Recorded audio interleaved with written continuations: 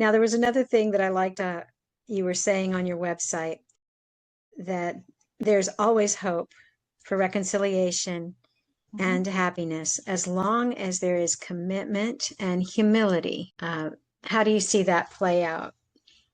That there's always hope for reconciliation, and you said Yeah. the two things, commitment and humility. How do they play into it? Yeah, well, I think commitment is, that's really about your vows.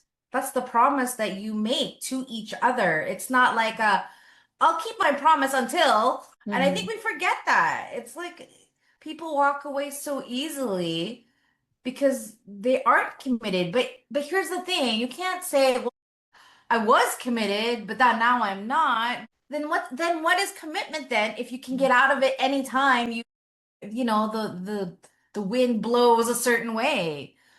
I think it's I don't know. Listen, I've been through divorce, so I get it now. I get it. But at the same time, especially when kids are involved, right? I think if you can't even commit to a relationship, then you can't commit to anything. If you can't commit to love and family, what else is there? Like really, Hmm. really, right? And if you're gonna step out on this other person, you're probably gonna step out on the next person again until you heal whatever there is for you to heal inside. And sorry, what's that? Humility. Yes. Yeah, I think, when I look at my husband, that is such a big part of who he is. He Mm-hmm. doesn't show up with ego. He is patient. He knows when to speak up and he knows when to pick his battles. Hmm. Um, and his commitment is always peace. Now, in some cases, it becomes a problem because he'll pick peace over saying how over expressing himself over a concern Hmm. because he just wants peace. But I would rather that than the other thing, Yeah. right? So really, the work with my husband is just like, hey, just speak up. You don't have to always say it's fine. If it's not fine, I'm okay to hear that it's not fine. Hmm. Right. And so I think I'm a bit bolder than he is. And so I've been able to kind of pull him out of his shell. Because my husband's the nice guy, Hmm. that guy, right? Yes. Um, Never wants to disappoint anyone. He's just a Yeah. great, great husband. But I think if we were all humble, man, life would be very different. Like I'm just Yes. like thinking about it, right? We wouldn't take what people say the wrong way.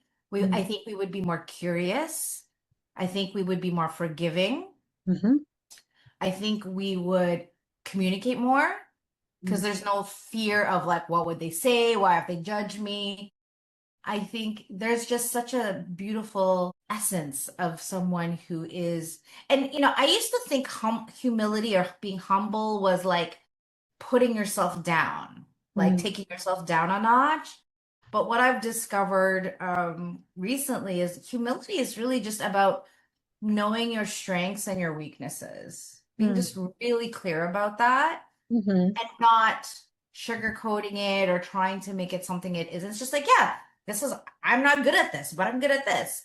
Yeah. And so I think it's just that level of honesty is so refreshing.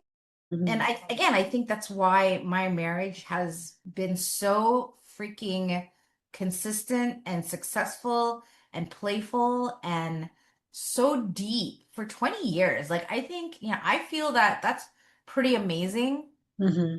that we could have kept that level of consistency Hmm. of like we've never had a like breakup, we've never had a humongous fight. Now we've had a lot of stuff happen in our lives, but we always come back to the table, Hmm. and we also respect each other's space. Hmm. So there are times when I'm just like, I need 5 minutes to come down because right now I'm really upset, and Hmm. he respects that Hmm. because he knows that I'll come back. I just need to go deal with myself, and I take responsibility for that. And so when I'm ready to talk, I'll come back and we can work this out. So there's a Yeah. way. There's always a way. But if you don't have the skill, if you aren't healed, if you don't know how to communicate, if your ego gets in the way too much, then Mm. that's where problems happen. Yes.